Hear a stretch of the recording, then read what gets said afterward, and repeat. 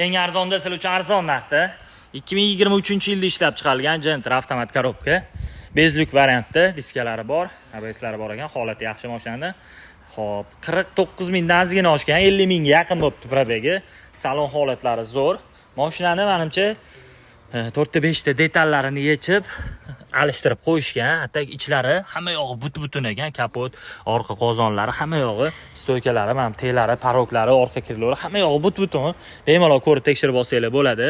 Rul taqilgan, Malibu 2niki, barlari qo'yilgan, richaklari bilan qo'yilgan ekan. Xo'p, gazi bor, 4-pakalini, salon holatlari juda ham zo'r, video registratori bor. Xullas, tayyor mashina, mejigar, hammasi bor.